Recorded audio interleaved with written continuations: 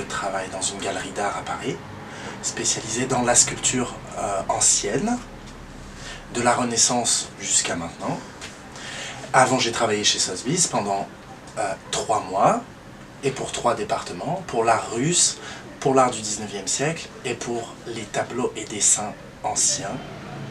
Et avant, j'ai étudié la philosophie et l'histoire de l'art pendant plusieurs années, et j'avais commencé un doctorat à la Sorbonne en philosophie de l'art, en esthétique.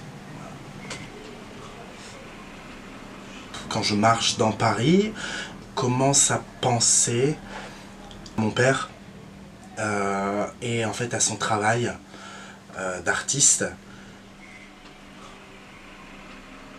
J'ai essayé pendant plusieurs années de faire connaître son travail. Avant de travailler chez Sotheby's et avant de travailler aussi dans la galerie, c'était impossible parce que c'est un milieu très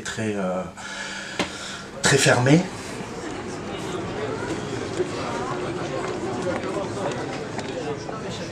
J'ai une relation très profonde avec mon père parce que donc j'ai perdu ma mère quand j'étais plus jeune. Je dois choisir un souvenir. Donc quand j'étais tout petit, quand j'étais couché. Donc j'ai ma mère qui montait et qui était, je suis désolé, ça va être un peu, mais donc elle était déjà malade, elle avait des problèmes de respiration, donc c'était déjà difficile pour elle de monter et tout.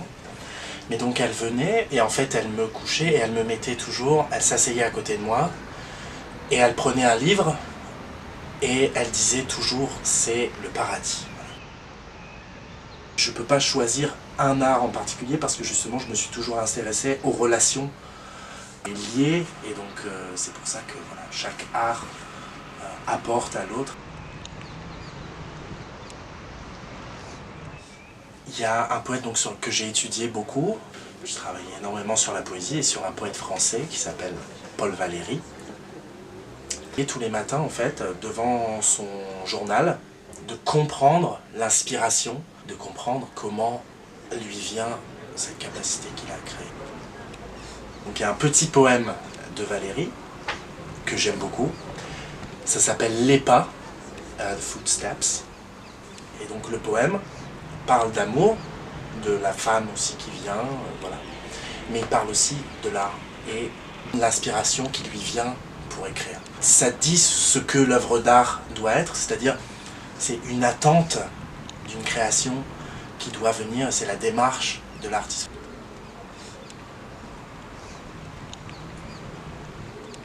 Les jeunes, en particulier, sont beaucoup moins intéressés par l'art classique et beaucoup plus par, si vous appelez ça de l'art, la publicité, juste des affiches, etc. Je pense qu'ils perdent énormément de choses. C'est un problème parce que les gens, il faut que ça aille vite, il faut que ça aille très vite, c'est comme sur les réseaux sociaux. C'est comme sur le téléphone, c'est comme pour les séries, il faut que ça aille vite et donc du coup il y a des conséquences aussi sur l'art et sur les productions artistiques qui font que n'importe quoi aujourd'hui peut être de l'art. Et le problème de ça, c'est ce que je disais tout à l'heure par rapport au poème de Valéry, c'est-à-dire que justement c'est parce que les gens n'attendent plus quelque chose.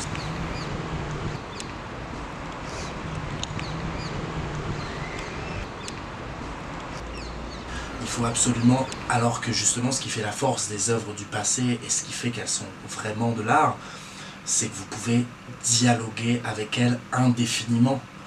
Et c'est une affaire de temps. Par contre, si vous prenez un chef-d'œuvre de la littérature classique, eh bien vous pouvez le lire quand vous avez 16 ans, vous pouvez le relire quand vous avez 30 ans, vous pouvez le relire à 40 ans, et ce ne sera jamais le même livre. Parce qu'il y a quelque chose qui grandit dans le livre en même temps que vous, et c'est la même chose pour une œuvre d'art. Vous voyez jamais le même tableau, et c'est ça, c'est qu'il y a un dialogue infini qui ne s'arrête jamais. Et voilà, à travers le temps, vous pouvez toujours nourrir une relation avec une œuvre. Alors que dans l'art de maintenant, vous voyez ça, ok, c'est cool, c'est pub, vous la mettez là, ça fait joli. Et c'est tout.